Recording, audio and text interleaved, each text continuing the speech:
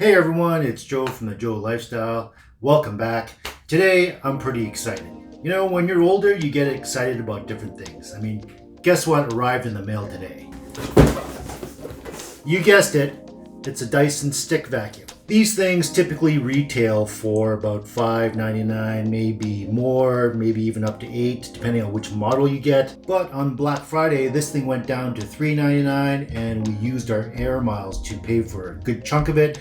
And in the end, we only end up paying just over $100 for this bad boy. Well, you might be thinking, why am I excited about a vacuum?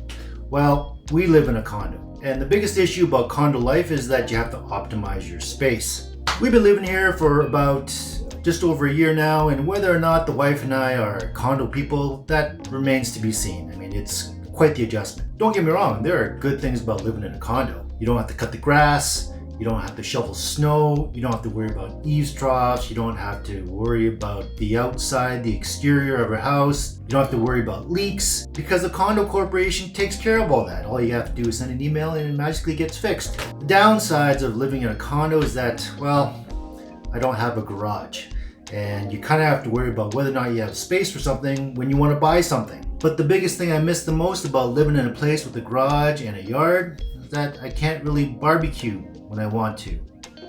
Anyways, these are first world problems and I'm not really complaining. Well, you're probably wondering why we moved into this condo in the first place. Well, long story short, we originally bought this condo, or at least put down a deposit to hold this condo back in 2013. And back in 2013, they told us that our unit would be ready to be occupied by 2015. That didn't really pan out because the original builder of this condo building went bankrupt. And then we were both like, well, what the hell? What happens next? It turns out the money we put down as a deposit to hold our condo was held in trust by some lawyer's office. And what was originally supposed to be ready in 2015 ended up being ready in 2019 because everyone had to wait for a new builder to buy the project and finish it. But of course, that still left us with the original problem of us needing a place to live. So late 2014, early 2015, we scrounged, we scraped together enough money so that the bank would allow us to buy another new build, which was great because we had a place to live for 3.5 years until this condo building was actually ready. And that all worked out because that ended up being a successful flip for us. In the end, when the condo was finally ready,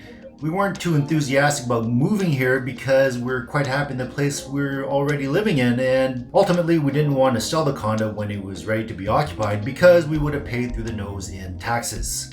So that's how we ended up here.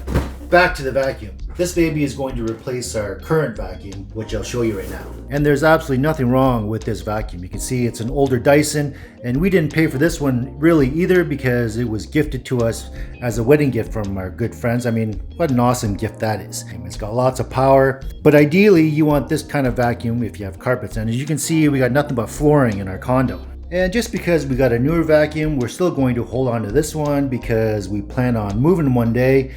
Probably in about a year and a half, as long as the bank lets us. And you never know, we might have carpet upstairs again. And there really is nothing wrong with this vacuum. You can see that it comes with a floor attachment, so you can still do floors.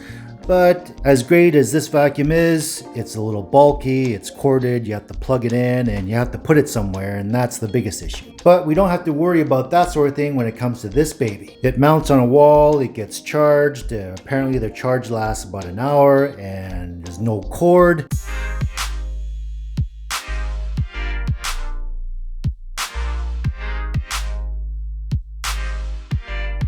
Comes with the mount, the charger, the motor head, the various attachments, and of course there's the main attraction right there. It says it comes 20% charged and you're supposed to charge it fully before use, which of course I intend to do. Here's the low setting, the medium setting, and the high setting. It even sounds futuristic. And now we have to find a place to place the mount and the charger. So here is our neatly tucked away laundry closet. I guess you'd call it a closet. And when you live in a condo, you have to buy shelving that fits in the corner and stuff like this. Stuff that hangs off the door so you have more storage. But I think we will place the vacuum mount somewhere around there. That's where the outlet is. I just have to squeeze in here.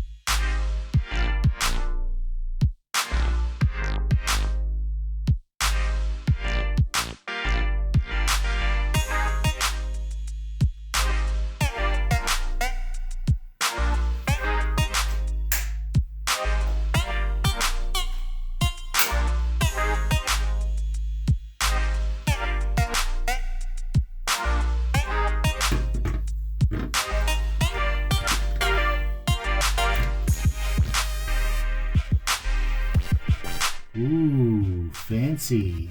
Yep, so apparently that has to charge for at least 3.5 hours out of the box.